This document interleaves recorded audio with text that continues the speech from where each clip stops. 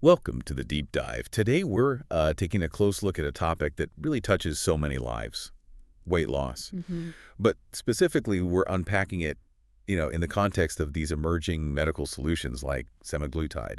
It's a medication used more and more for weight management. Right. But what's really fascinating, I think, is that this isn't just about the science of the drug itself. It's more about the deeper human story, the stuff that unfolds when the body actually starts to change. That's exactly right. Our mission today is really to go, well, far beyond just the numbers you see on the scale. We're diving into these profound psychological shifts and identity shifts even that can come with significant weight loss. Okay. And we'll be drawing on some really powerful observations from Dan Hollis shared in his FAQs and reflections on his own approach, trying to understand what really happens when that constant, noise of hunger fades, and maybe your deeper truth starts to speak. Okay, these sources you brought are definitely unique. They offer a perspective that, well, it really challenges the usual story around weight loss, doesn't it? It does. Let's unpack this then. So Dan Hollis makes this really strong point right from the start about his program. He emphasizes that he doesn't just, hand you a syringe and say good luck. No. There's a much more intentional design here. Yeah, and what's insightful, I think, is how he views semaglutide. It's not the magic bullet, right? Not the ultimate solution. He sees it more as a signal, maybe a pause button or like a reset. Reset. He really emphasizes that without the right structure, without support, this medication could actually amplify confusion just as easily as it lowers appetite. Amplify confusion. That's interesting. Yeah, because it creates this space, this window. It's a chance to build totally new systems, new patterns, Right. while that internal noise from constant cravings gets, well, quieter. So it's really less about a shortcut then, and more about using a strategic tool for a much bigger personal transformation. Okay, so this leads us to what happens next, which I found really compelling. When that constant noise, the food cravings, the planning, the guilt maybe, when that goes silent, Dan calls it the quiet. Mm-hmm. Now, for many people, that probably sounds like bliss, pure relief, but he suggests it's often more complex than that. What did he actually find? Well, that's such a powerful observation he makes. He found the silence could be quite unsettling, yet also strangely beautiful, he says. Unsettling. Yeah, I mean, think about it. For so many people listening, food isn't just fuel, is it? It's comfort, it's maybe a form of control, a coping mechanism. Sometimes it's even like a core part of your identity. Right. So when that deeply ingrained relationship suddenly disappears, or at least quiets right down, it can genuinely feel like losing a friend, as he puts it. Wow, losing a friend. Yeah, and this can lead to these unexpected feelings of anxiety or just feeling kind of weird because Sure. familiar, maybe even challenging, but familiar part of life is just gone. Yeah. That sounds like a really profound emotional shift, almost like a type of grief. Mm-hmm. He actually calls it identity grief, where people suddenly realize, and this is his quote, they have no idea who I was without it. Exactly. And this is definitely not the picture we usually see painted in the ads or those, quick before and after videos online. Not at all. And if we connect this to the bigger picture, Dan taught that when the cravings stop, the truth begins. Okay? The real work, the often challenging work, that starts when you don't need food anymore to explain away your feelings or manage them. It forces you to confront what was always there, just underneath. That makes a lot of sense. So if the medication is working, if it's effectively quieting those cravings, why do some people still struggle? Or even, relapse later on? Right. Dan has a very clear and honestly quite sobering answer for that. He does. He argues pretty strongly that people typically don't relapse because the drug itself stops working. That's not usually it. Instead, he says, it's because no one helped them rebuild the emotional framework that food used to support. Ah, the emotional framework. Exactly. So in his view, support isn't just optional. It's not a nice to have. He calls it neurobiological scaffolding. Neurobiological scaffolding. Okay, break that down. Well, what he means is it literally helps rebuild and strengthen the brain's new pathways, new habits. It provides the structure you need for healthier emotional responses. Think of it like actual scaffolding helps you build a strong building that lasts. This helps build a strong internal structure. That's a really powerful analogy.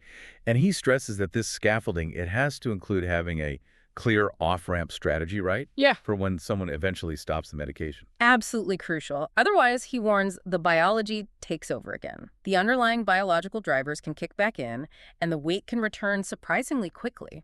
Okay, so it's not just about getting through the period on the medication. No, it's about what happens after, too. And this brings up a really important point.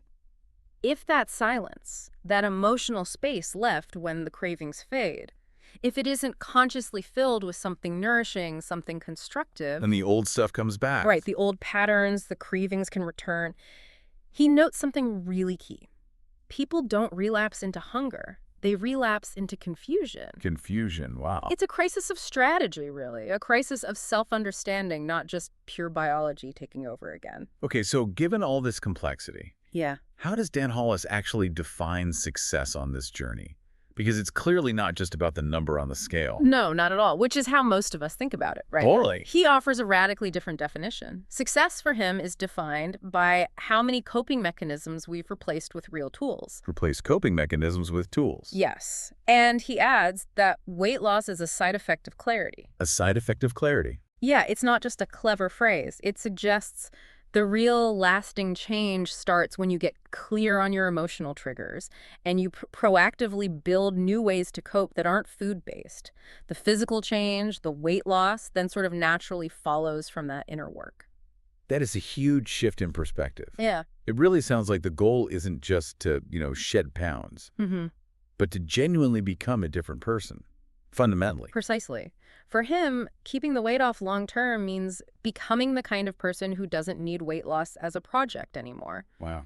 He explains you sustain it with alignment, aligning your habits, your choices with your values and this new identity, not just pure willpower or discipline, which often fails. Right, because discipline runs out. Exactly. And ultimately, as he puts it so well, this journey isn't about eating less. It's about living more.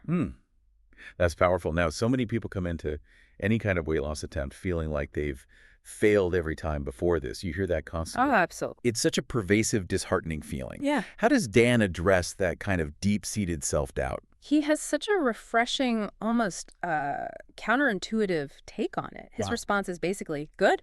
Good. Yeah, good. That means you've tested what doesn't work. Now let's build what does. He really emphasizes that failure is only failure if you don't learn anything from it.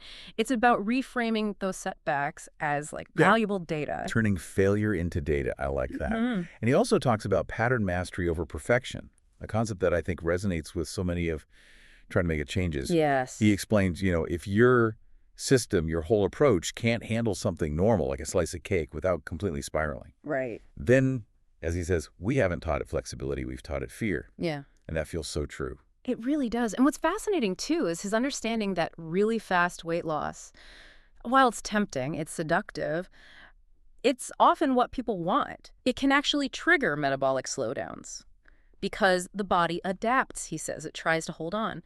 So he advises pacing it. He says, you're not here to win the race, you're here to finish it. That's a long game, not some quick sprint. Finish the race, not win it. That's a good mindset shift. Yeah. And for those people who feel they've just completely lost control over their eating, over their body, he offers this powerful reframe. He says, you didn't lose control.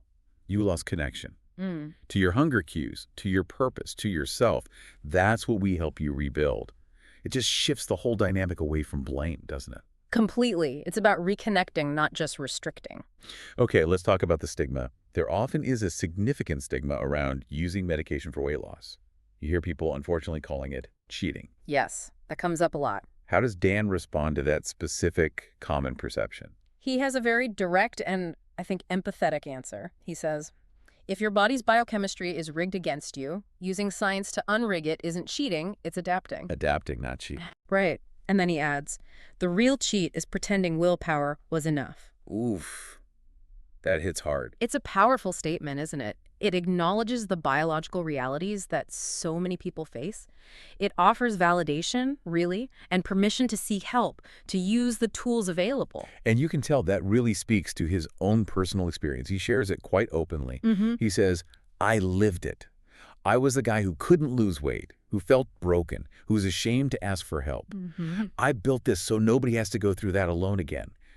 That kind of authenticity, coming from his own struggle, is incredibly compelling. It truly is, and it underpins his fundamental belief that weight loss can change your body, but only story can change your future. Story changes your future. Yeah, he cautions that Biology will give you results that psychology will dismantle if that deeper inner work isn't done, if you don't shift your personal narrative, your emotional landscape. So the mindset piece is non-negotiable. Absolutely. His entire approach aims to provide the language, scaffolding, and narrative memory. Those are his words, so people can actually come home to themselves. Not just arrive at a smaller body size, but really come home. Come home to themselves. Wow. And his ultimate definition of hope. It wasn't, he says, when the number dropped way down on the scale. No. He says hope was when I went to bed and didn't feel like I had to start over the next day. That feeling of being off the hamster wheel. Exactly. That consistency, that feeling of being on solid ground, that's a profound shift in mindset right there. So wrapping this up, what does this all mean for you listening to this? This deep dive into Dan Hollis's insights, I think it clearly shows that the weight loss journey is, well, it's far more complex than just calories in, calories out. Oh, definitely. Or even just the medication itself, however helpful it might be. It's really a profound shift in identity, in your emotional landscape. It's a journey of self-discovery, it seems. It absolutely is. And this raises, I think, a really important question for anyone on such a path or considering it. If this physical transformation, maybe helped by medication, creates this new quiet space in your life, what will you choose to fill that space with? What new narratives? What new purpose?